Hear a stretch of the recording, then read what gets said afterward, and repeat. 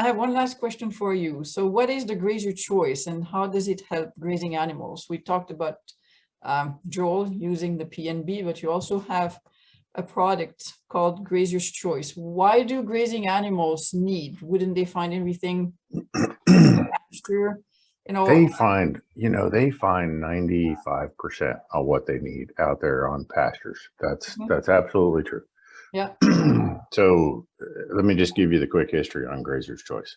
Okay. So here's what happened, right? So farmer calls one day, and it's really a funny story because it was an Amish fellow, and he had just gotten major mouth surgery done, got all of his teeth removed, just got his brand new false teeth. So if you've ever talked to somebody who just got their false teeth, they're like, they can't talk right. They just kind of, make it. And he was just spitting and sputtering and carrying on. And he was so upset because he had a group of heifers, dairy heifers, that were away from the barn, right? So they were way back, on a back 40, back near the mountain. And they didn't conceive, right? They were all coming back into heat. Well, for a first calf heifer, this is really a seldom occurrence, right? So they usually breed really easy. And Stevie was just spitting and sputtering at me. He just got his brand new teeth, and I'm trying not to laugh at the other end of the line. I said, and he was threatening to go buy somebody's magic foo-foo dust to fix his problems. And I said, okay, hold on, Steve. I said, just give me 2 days. I'll bring you up something to fix the problem, right? So now I knew, because of how far they were from the barn, that I was not going to get options on multiple free choice ingredients. So I sat there and I said, okay, what do they really need that's going to help them get bred? So, I basically just went with 1/4 kelp, 1/4 Redmond salt, 1/4. Back in the day, it was soft rock phosphate, which is no longer a feed grade acceptable ingredient. And then 5% diatomaceous earth. And the balance was made up with vitamin E and selenium, right? Your top two immune boosters, also very important for reproductive performance. So it was basically a 25%, blend of these different ingredients.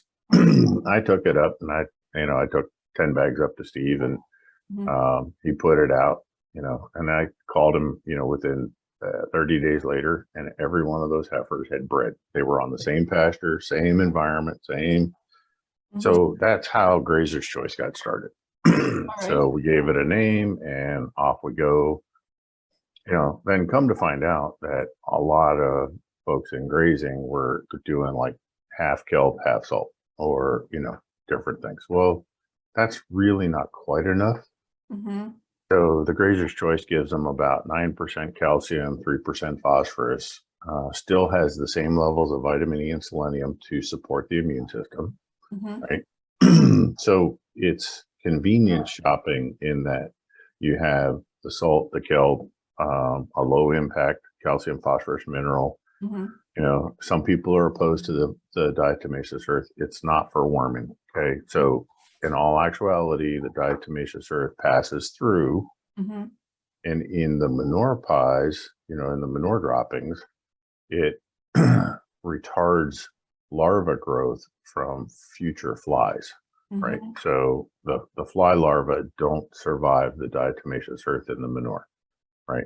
Okay. Some still do. We don't get them all, but it is reducing fly impact, significantly reducing fly impact. And then, because they're getting all the vitamin A that they need from the grass, and they're getting all the vitamin D from sunlight, while they're on the grass. So the Grazier's Choice just kind of fills in the blanks of what they're not getting on a daily basis. And most people's soils are deficient in selenium anyway.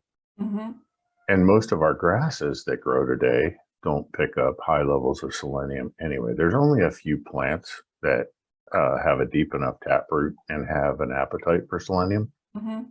So it's, having the selenium and the vitamin E in there in a proper balance, because selenium doesn't work without vitamin E, and vitamin E doesn't work 100% without selenium. The two need each other to be fully functional.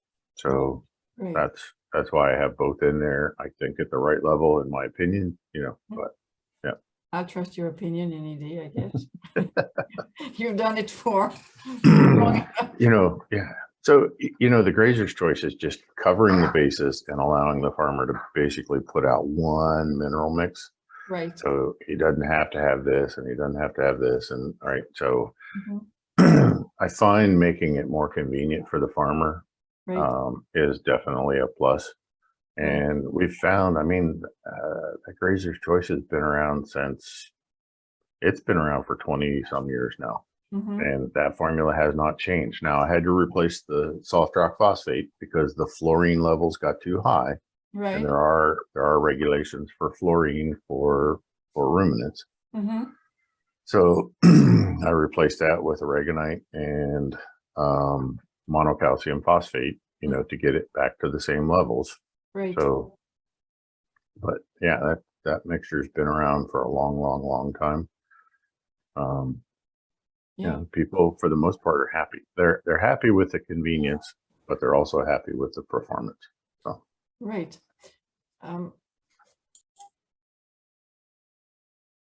So the grazer choice then is good for any grazing animal, beef cows, dairy cows, if you have them on pasture, goat, sheep, horses.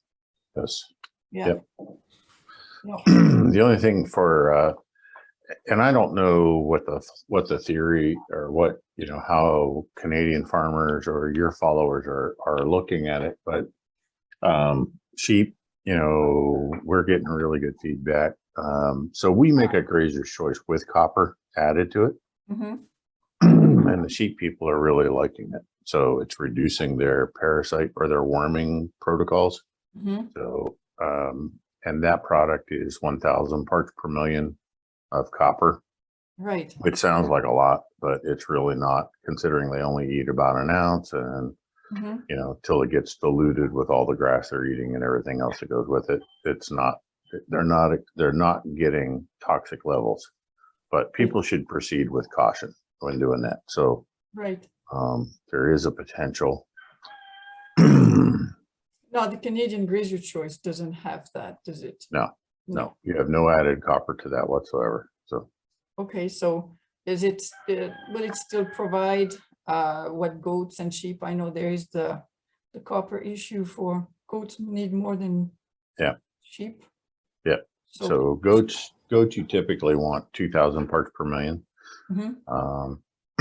So you can add 6 ounces of copper sulfate for every 50 pounds of Canadian grazer's choice, and that will get you to the 2,000 mark.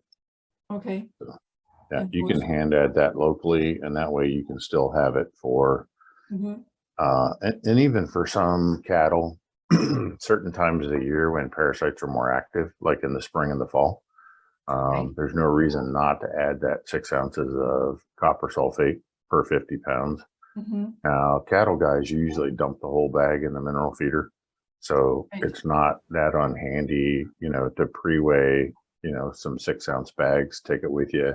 Right. But, when you dump the bag, just throw in the copper, mix it real quick with your hand. And, they're gonna mix it up with their tongues anyway. So when they come to get mineral. Right. Same thing for the goats. Right. Right. So for people that are wanting added copper, and really the added copper should be seasonal, right? So you don't need it all the time. Now for the goats, you need it all the time, but for all the others, it's really at the beginning of the grazing season and the end of the grazing season to help reduce the internal parasites.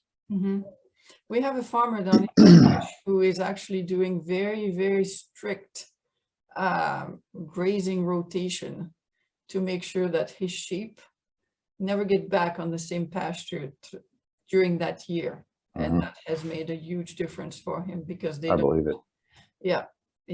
It's been very strict and disciplined pasture management, and that's really helped. I wonder, is he moving them every 12 hours then? I'm not sure how he's doing it, but I saw one of his videos where he was explaining how he's doing it. I can actually send it to you, and he's explaining why and how he's doing it and what kind of difference it's made. Now, has he tried the Grazier's Choice for his sheep? I believe he is using the Grazier's Choice for his sheep. Good. Yeah. Good. No, he's one of my biggest Grazier's Choice customer, and he's Good. telling about it to all kinds of people.